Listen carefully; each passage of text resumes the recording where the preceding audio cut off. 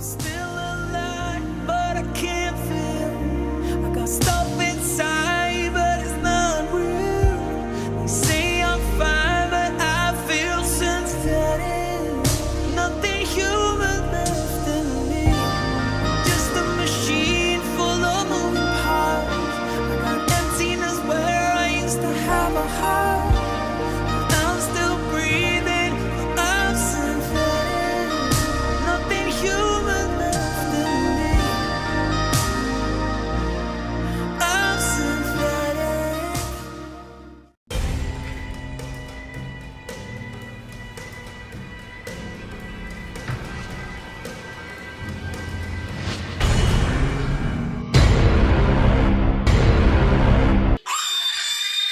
All right, ladies and gentlemen, Darkside Phil here, and welcome to Ask the King. It's my show. 77 times I've sat down to answer your questions in this established series. Pretty crazy. Woo! I just received a $2 tip from Yamcha Sounds Disappointing, saying, what's your overall opinion of Polish people in Poland? I don't have any kind of a general opinion about any race, a creed, or nationality at all. I don't care about that stuff. Let's get into this. This is going to be a very, very detailed, interesting question and a detailed answer that I'm going to give all of you. All right? Let's get into the meat of this. This is something that actually was a hot topic on one of my streams last week, so it makes sense to get into it tonight. Fair enough? All right, here we go. So Moria asked the following question. He says, this is a lengthy question, but I want to ask about your opinion regarding the intellectual property of transformative content that I think is interesting enough for this event. For this, I'll give you a preface of a concrete example that applies to some, if not many, games. In the case of Sekiro, it shows the Activision software terms of service that you have to agree with in order to use or access the program. It basically explains in detail the license that you're buying. This is a limited license that states that you do not have the right to use the software for commercial purposes. You can only do it for personal use, amongst other conditions. There's, however, a section that explains how you may share user-generated content, but it doesn't cover it for commercial purposes. So this is my question. Since you're technically not buying a license to stream such games and make a profit from it, you're only relying on the concept of fair use to do it, which application falls into a gray area, and what are the limitations that you think are reasonable when someone appeals to this concept when trying to defend their content from a copyright claim? Or in other words, how transformative must content be to be protected under fair use? Okay, I don't even know what that means. all right, this is going to be a very legal mumbo-jumbo kind of a question. All right, we're going to be talking about fair use and transformative content. Bear with me. I've been doing this now for 11 years, starting off on YouTube and now on Twitch. I think I've got a handle, at least on the generalities of what is considered fair use and what isn't at this point. But none of this is actually legal. And what I mean by that is, no matter what I say, no matter what anyone says, no one's right. And the reason I say that is because it has never gone to court. Never once has a game publisher and or a game creator sued someone for either making a Let's Play or a live stream of a video game and said, we don't want that on the internet, so we're suing you to take it down. No court has ever made a legal ruling on it saying, oh, that is considered for fair use under the Transformative Work Protection Act or whatever. No one's ever done any of this, okay? It's never, ever gotten that far at all. There's just been sometimes companies throwing takedown notices on YouTube or throwing takedown notices at Twitch, and it's never progressed past that step, all right? Will it one day actually get that far? Maybe. And in fact, I would almost say it's an inevitability that one day it's going to happen. It's going to go to court and get hashed out. But everything that I say as an answer to this question is pure shit, all right? Based on my personal experiences. Just saying that up front so everyone understands, okay? Now, first of all, There's one important thing that I should tell all of you up front, okay? Terms of service for any business whatsoever on the planet are not legally binding. All right, let me explain what I mean by that. You go to use a game, and a big fucking giant blanket screen of text pops up that you have to supposedly read and agree with before you can play the game. You just click through it. That's supposed to legally bind you to a contract. It doesn't. All right, you want to know why? Because you can put anything you want in that terms of service, and it's not legally binding. When you boot up Sekiro, it could literally say in the terms of service, by clicking accept, you give us your firstborn child for the rest of your life. Every child you pop out is our legal property. And just because you clicked accept doesn't mean that that's legally binding whatsoever, okay? Basically, what's in a terms of service contract has to be legal in order to actually be binding, okay? So, for example, when these companies are putting out contracts saying you can't use this game for commercial purposes, that actually isn't even true or legal because it's never gone to court. You see what I mean? Because there's never been a court ruling saying, oh, a Let's Play or a gameplay stream is protected as a transformative work. That terms of service that they put there is just frivolous fluff and means absolutely fucking nothing. Okay, until it actually goes to court, nothing there ever means anything. Same thing with Twitch, with YouTube. Any terms of service doesn't mean that it's legally binding. YouTube could say a million things in their terms of service. Oh, we can take away money whenever we want, but you could take them to court and end up getting the money back depending on the situation. You see what I mean? So that's the bottom line, is none of this is actually true or legal. It's just a bunch of companies trying to cover their own asses, and they throw these big things out there. Oh, this will cover us in a blanket agreement. In reality, until someone gets sued, nothing is legal or not legal. No one knows. All right? In regards to, what are you actually purchasing when you buy a license for a game? First of all, when you buy a video game, you're not buying the game. You're not. I paid $60 for Sekiro. You do not own Sekiro. You don't. The publisher, From Software, owns Sekiro, okay? You own the rights to use that software for various purposes.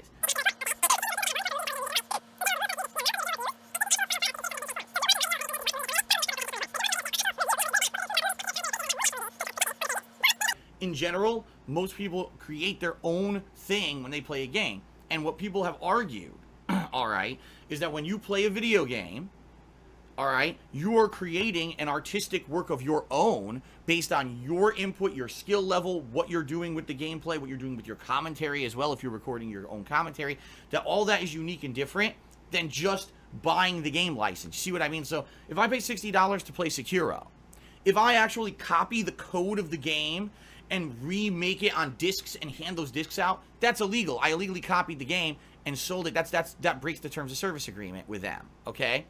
If I, I'm trying to think the other, if I illegally pirate it and put it out on the internet, I buy Sekiro, I rip the code off the disc, and I just put it out on the internet, like on Pirates Bay or whatever. That's illegal. I hope Moria, said your name wrong, that I have given enough kind of perspective that this at least makes sense now.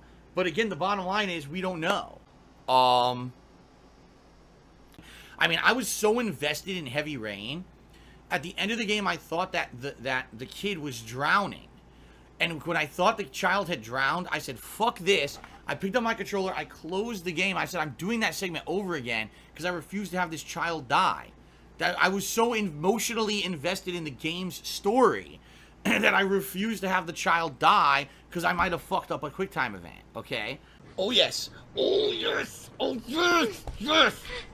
Yeah. I love it. Yes. Yes. Yes.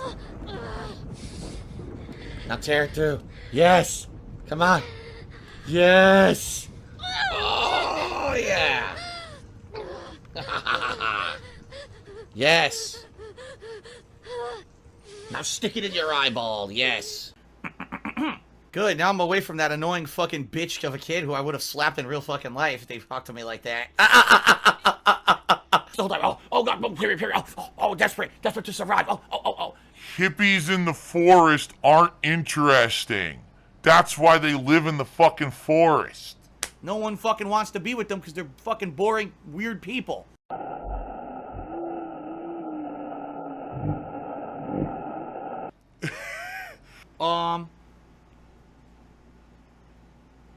Alright, I see people being assholes, and now they're all gonna get timed out.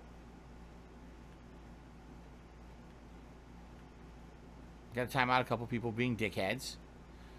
Hopefully they learn their lesson. I grew up playing Street Fighter in our video arcades. I played Street Fighter 2 through every single version ever. And I basically played them in the arcades as long as arcades held up until most arcades closed down in the United States that were meant for competitive fighting games and instead became like ticket centers, okay? I had a very heavy presence in the tournament scene. It was in the late 90s that I started attending tournaments regularly. And DSP, stop recording. No one gives a shit. Play. You can't hold up a tournament.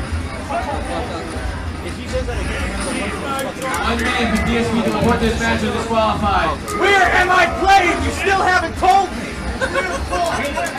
Jesus Christ, man. Treat you like you're want me to run the fucking tournament for you? through the early to mid to even almost late 2000s, I say all the way through like 2007, I accidentally streamed myself masturbating. This was my thing. This was my hobby. This was how I got my enjoyment to competitive fuel. I was trying to be a major part of the competitive fighting game scene in the United States. And during this time frame, I'd say roughly 7 to 8 years of my life, I didn't really play many console video games. Really, the only games that I played were Street Fighter, console versus a Street Fighter at home, playing with my friends, then going to the arcades and playing, then going to tournaments and playing. The thing was, back then it was very different than today. Today, you have YouTube, you have live streaming. Immediately when a game comes out, you can see all these newly discovered top-tier strategies with every character in every game. It's exposed and ripped apart within a month. Everyone knows everything about every game. Back then, it wasn't like that. It was actually very exciting because you could sit and play with your friends at your local arcade for a month or two, go across state lines and play other people, and all of a sudden you're seeing totally different strategies, totally different things you never even knew existed in the game that are being used at a high competitive level to win. You'll blow you away, like your jaw would drop, and you would have so much fun doing that, okay? So for me, competitive Street Fighter became my thing. I didn't really care about other game franchises. I didn't care about anything else. It was like tunnel vision. This is it for me. This is gaming for me, is Street Fighter.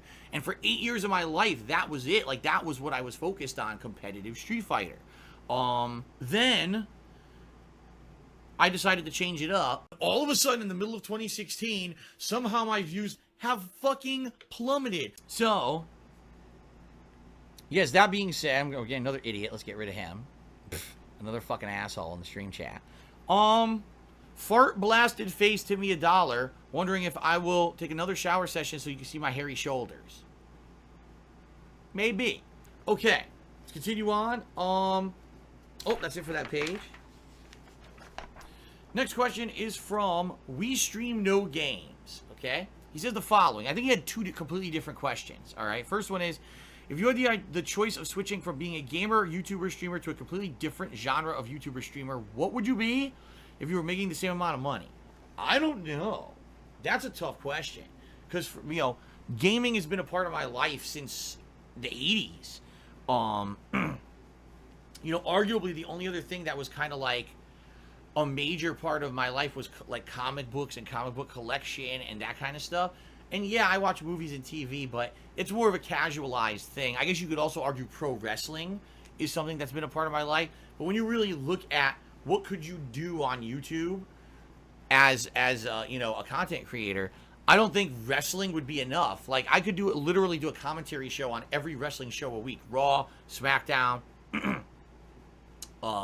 NXT, NXT UK, 205 Live, the pay-per-views, Impact Wrestling / whatever they're called these days, AEW, New Japan Pro Wrestling, and even doing a show on all of those, I don't think that's enough. Like, that wouldn't be enough to support a business. You know what I mean? I don't think that doing you know what I mean? Like what else would I do besides gaming? I honestly don't know. I tell you this, it wouldn't be politics. A lot of people said, Phil, we want your political opinions and things over the years. You seem like an intelligent guy, and your opinions could maybe be really interesting. Didn't happen. I wouldn't want to do it. Like, politics, I could stomach it for about 10 minutes a day, and that's about it. Like, I can't do it anymore. Like, I see the gross shit that people do out there with politics, attacking each other, just being fucking ridiculous, and I just can't take it. I can't, like, that.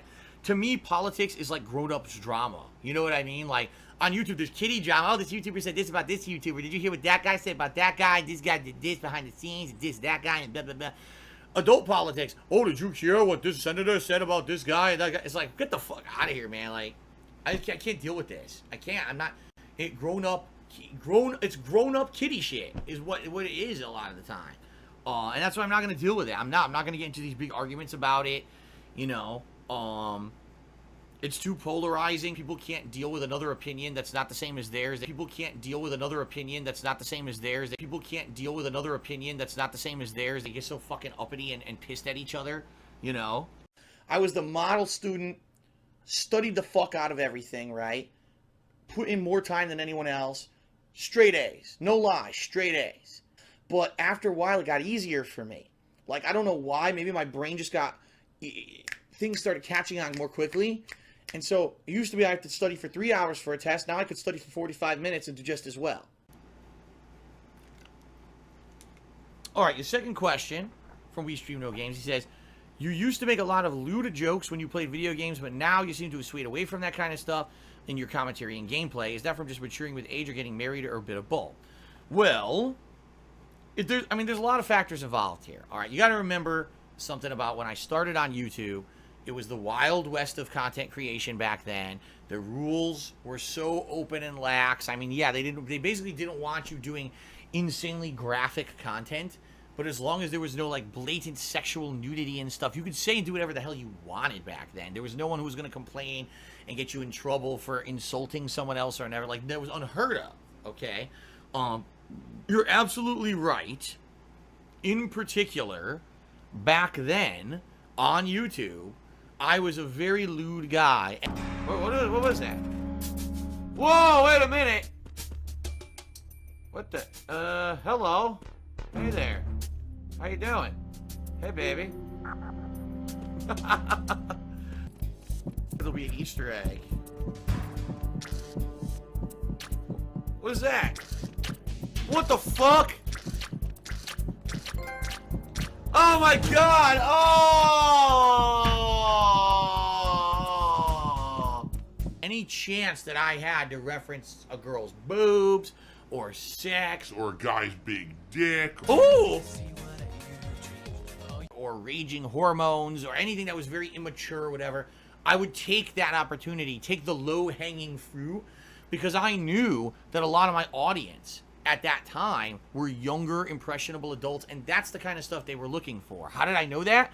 Because I used to be a huge fan of the Angry Video Game Nerd, and every other word out of his face is ass, balls, tits, and dicks. You know what I mean? Like, everything he said was just incredibly over-the-top, crazy Debauchery. But over the years, things changed. For example, I started doing it not as a hobby anymore, but as for a professional thing. This is my job now.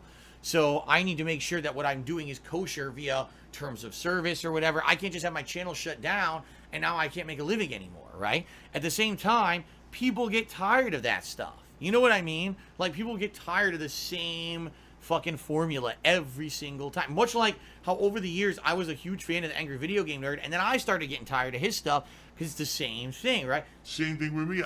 You have to innovate. You have to change. You have to evolve. You have to do things differently for changing over time, to mix things up, but also for a different audience.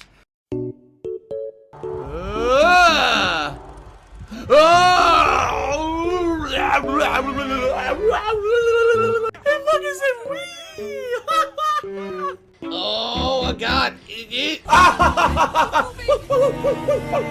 Hold the light! Oh, we're gonna eat it! Gonna eat it! Gonna eat the hype! Oh!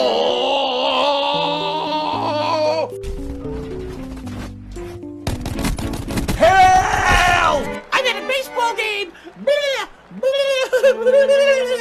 Not yet! Not yet! Oh, what the fuck? What the fucking shit? Did you fucking see that? Wow! Wow! Wow, guys! Whoa!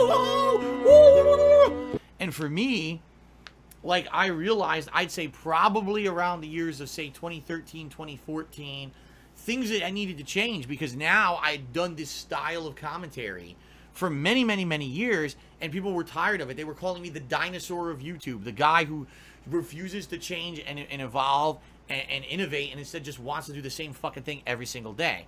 And it took me a long time to admit that I had to change for the better, all right? I now am 37 years old. I have a beautiful wife who I have a great life with behind the scenes here, outside of what I do on stream.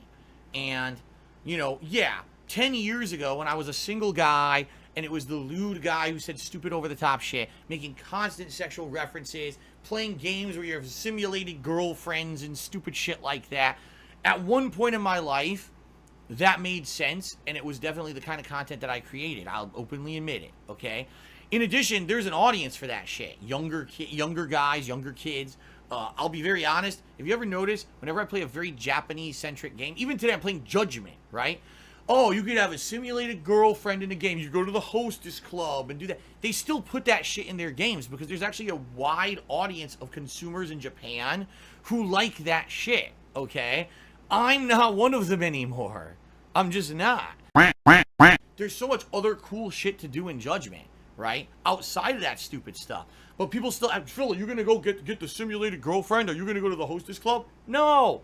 If I want that kind of stuff, I go do it in real life with my wife. I'm not going to have stupid, who's your waifu in a game? I don't fucking need that. I have a real wife in real life. I don't have a fucking waifu. I don't need to have fantasy shit on the side. And by the way, Kat agrees with me. In fact, I hate to say it, if you have fantasy shit constantly on the side and you're married or you have a significant other, it probably means your relationship ain't so great and you're seeking out those kind of relationships elsewhere in the fantasy world. If you have a really robust, loving relationship, you don't need to seek that shit out in video games and fucking porn and all that other shit. It doesn't matter anymore once you have a significant other. You know what I mean? Dude, Frozen, no, and I'm not saying that either. He's like, yeah, but how old were you when you made those jokes? You weren't that young. That's 100% a lie. What's hilarious about all of this is that there's a bunch of people in the stream chat who understand and are like, okay, makes sense. And then there's other things here that people are saying, oh, that's so ridiculous, I don't understand. It's because you're not where I am yet in your life. You're not. You haven't reached the point where you're feeling like you want to move to the next stage of your life where things are more mature, where you have something meaningful like I have. That was an amazing joke. You're not there yet. And I get it, because I wasn't there until the last maybe 2-3 years of my life where I realized, oh shit, things got to get better. This is stupid. You'll get there one day. Most people do. Some people never do. Some people never mature. Some people never get to that point in their head, and they're always this kind of like very ridiculous, immature. I gotta, that thing flies. It doesn't fly for me anymore. You know what I mean? Okay.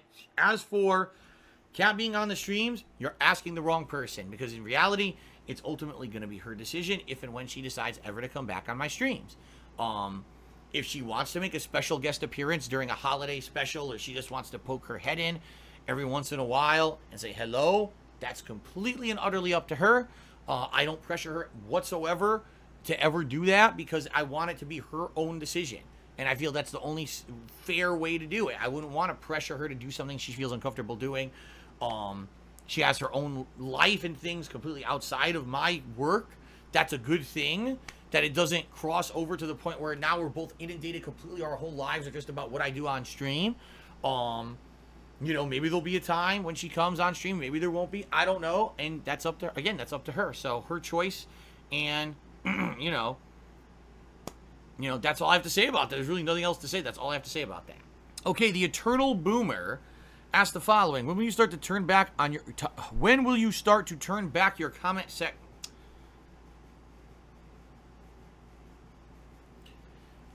You didn't word it properly, and so even I can't read it. Let's try this again. When will you turn your comment section back on over on your YouTube channel? I completely reworded his statement, but that's what he was saying. Okay. Excuse me.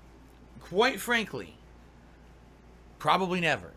All right. I think the only way that I would even consider it is if they make it a way to basically make it like Twitch, where you can moderate it extensively for certain words and certain criteria. For those who don't know, the reason that I turned my comment section off in 2017, so 2 years ago now, was because it had gotten so disgusting that no one who actually liked my content wanted to ever read a comment. Like, you would watch a video of mine, wow, this is great, I want to see what people are talking about on it. Oh, fuck Phil, gouty, dick farts, gout, gouty,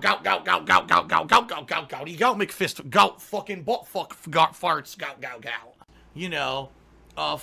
This guy did this, pedophile, masturbated on stream, blah, blah. DSP is a pedophile. DSP is a thief. DSP is a greedy fuck. DSP is this and that. Phil had a fake tax crisis and immediately spent the money to pay for his trip to Connecticut. Wow, Phil's a scammer. He's a piece of underhanded shit. He's been lying to his viewers and fans for so long. Phil's a horrible pedophile and a public masturbator. All of a sudden, Phil is an abuser of children who wants to beat up children and threaten a kid online. Oh, Darkside Phil. Oh, Darkside Phil's that guy. He's hated by the entire fighting game community. He was permanently banned from every tournament because he went to EVO and he was trying to stab people or threaten people with a knife. Like, the whole comment section would just be insulting, nasty shit that had nothing whatsoever to do with the content. I know people are laughing.